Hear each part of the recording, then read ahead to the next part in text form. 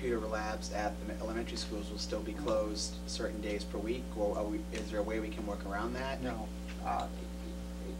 You know, again, I'm trying to focus on the positive here. Right. But it is worth mentioning that there are a number of things that we're simply not going to be able to do, and we've made some difficult choices, some priorities, but that means that we will not be rehiring a certified professional for the middle school library.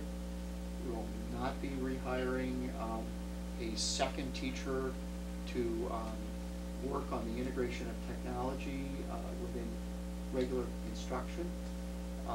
We will not be rehiring a paraprofessional, the third paraprofessional, to staff fully the elementary libraries, and we won't be rehiring a computer lab paraprofessional at the elementary level to keep the computer and the libraries open on a 5-day-a-week process or schedule.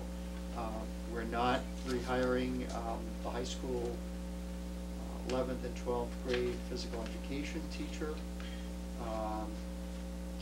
Although, you know, it's interesting as we talk about high school physical education, I want to explore this issue a little bit more, but some schools have looked at a way of providing sort of alternatives to a full physical education. If a student is a full participant in athletics, if they're involved in a dance program outside, or there's a set of standards, and you need to have it signed off, much in the same way that we sign off on community service. We might look for ways to find alternative access that our students can have to physical activity. It's not physical education, but at least it's a demonstration that they're remaining physically active. But it's not engaging those kids that aren't, you know, that probably need to be. Well, what I'm understanding is that some schools are actually taking a proactive position, you know, looking for ways and saying, you can get involved, just like the community education. Here are ways, or the community service requirement, here are ways that you can meet the standard and become physically involved. So this might be a way to look for partnerships with businesses who might, or agencies that might come in and offer some of those programs, say during the Power block, sort of an open gym idea. or where outside agencies could come in, and they're not taking the place for credit, but providing opportunities for, you know, let's say if we had an outside group doing a yoga class, and so our students could participate in that, or a dance program. And it fits within that time of the Correct. potluck rather than the Right, 90-minute but it's not a course. credit. I mean, it wouldn't be great. It wouldn't be a graded course. It'd just be an optional program It's that an kids. optional program, no grade, whether it's low cost or no cost, and you know, we would provide the time and the space. Is that something we could fit under our extracurricular activities fee? In other words, most students participate in some extracurricular activity. Is that something, even though it would be during the school day, could we do that? So you can't charge the activity fee during the school day. Okay. Okay, It has it's to be not just after the school. credit restriction, it's the time. It has to be after school, okay. But, you know, not every kid makes the team.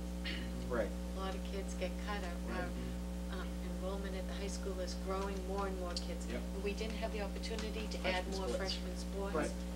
For example, we've started several new clubs this year. We've started the Ultimate Frisbee Club, and initial reports from Mr. Bernard indicate that it's very popular. It is. Yes. And we started a running club. Yes. Yep. And so those kinds of things that may not elevate itself and it may not meet the state framework in physical education enough to qualify for credit and be put on a transcript per se, but at least we're going to explore ways in which these alternatives, because we want kids Yes. to be, we're really focusing on fitness here, Yes. and alternative ways to remain fit.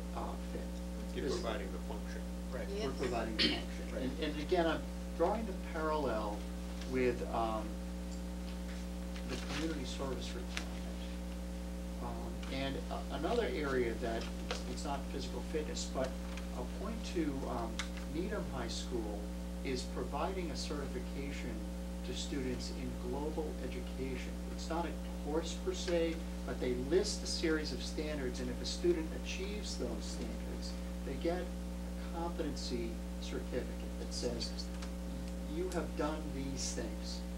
Similar to the community service, you have achieved this standard. It's not a course, it's not credit, it's an alternative above and beyond a transcript. So a student could then take that and say, well, it's not on my transcript, but I did this, this, this, and this. So those are the kinds of things that we're looking at. And Those are the kind of things, even in the library and computer area, that we're gonna need to think outside the box. Because as Hal said earlier tonight, we need 5% just to maintain year Right. after year. And anything beyond that is subject to an override, unless we find alternatives, and I think that's a great idea. Any comments or questions on the budget? As Dr. Shorten said, we want to focus on the positive. We're in a much better situation this May, first meeting, than we were last May, Last first year. meeting. But we still have challenges. And just my own comment, I know that this is the second year that an override did not pass, and tremendous effort by a number of parent support groups, and actually, in addition to NRU, which was not the override group, but there was a separate override group, a lot of good work. And I think also,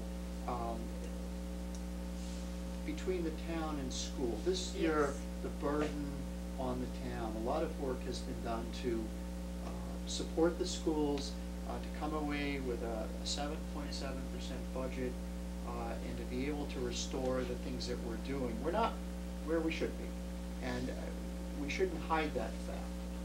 But on the other hand, we have to keep on moving forward. And this budget does move us in a forward direction. This train is moving along at a fairly good clip. At 5% increase for a major part of our budget, 2.5 doesn't quite keep up with that.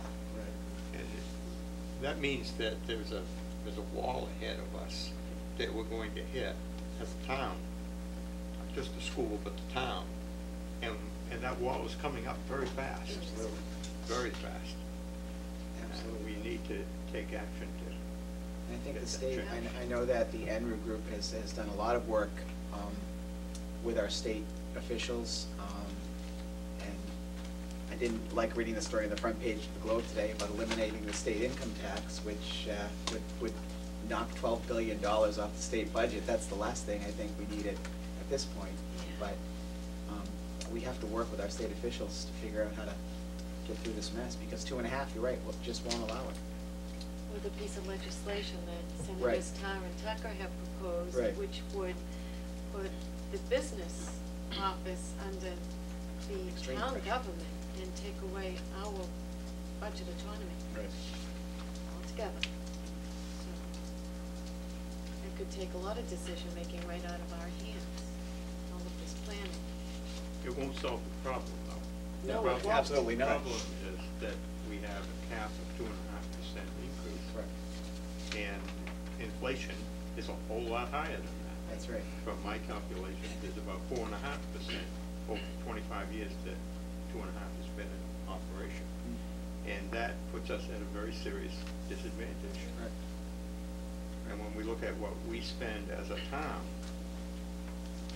on per student, and compare that with either our peer group or with the state, we're either 3.5 million behind right now, or $7.8 million behind right now in the school side of the Right, and if you look, and most towns, I don't think have experienced the growth in enrollment that we've had over the last 15 years of some 1,100 students. And you add that into falling behind the inflation curve, and it makes it more challenging every single year, honestly. As an older person on a fixed budget, I can appreciate the problems of people who are older and on fixed budgets. But there's a civic responsibility to educate the children, and we just can't push that under the rug as much as there are folks who would like to do that. Any other comments on the budget? Thanks, David. And next, under new business, we have a report on strategic planning. We discussed this at our last meeting, need for a new strategic plan. David? No, I'd actually like to postpone this agenda item. Okay. Okay. I know, the reason is that I really want to show a video, and I had it up at 5 o'clock, and now we're not getting connected to the internet, so. I've been looking forward to this all day. I know you have, I know. But actually, what this is there is a need to update our strategic plan, and I provided another copy of it, which outlines the mission, the vision, the belief statements, as well as the 7 different target areas, including curriculum and professional development and finance and so forth. As the committee knows, there's a lot of work is going on, both in the state and nationally. We've certainly heard about No Child Left Behind. We know that No Child Left Behind is coming up for reconsideration. Last week I was at the Harvard Superintendent's Association meeting, and we had a video conference live with Senator Kennedy in Washington, and talking about No Child Left Behind. And we were able to, as superintendents, express our concerns about the reauthorization of No Child Left Behind. So you've got accountability, which is at the forefront of what No Child Left Behind is all about. A counterbalance to that is a growing movement that looks at educating the whole child. And in a way, we got away from that to some extent here in North Reading last year, driven by the budget. And we need to come back and focus at the multiple dimensions of what it means to develop a very solid education and a forward-thinking education that reflects 21st century skills, reflects changes in technology, reflects changes in economics, reflects changes in communication, and globalization. ASCD, the Association for Supervision and Curriculum Development, is an international organization that has a strong commitment to educating the whole child.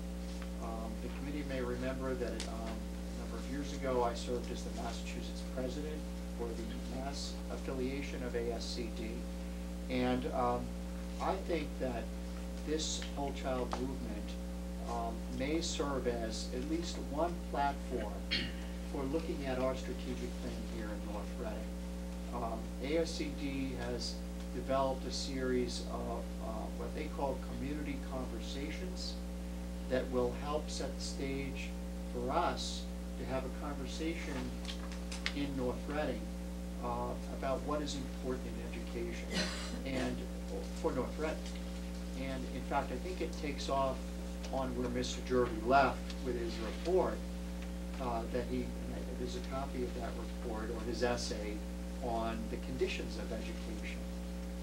What's happening in terms of technology, and what's happening with communication, and what's happening with where some communities are losing sight of educating their whole child.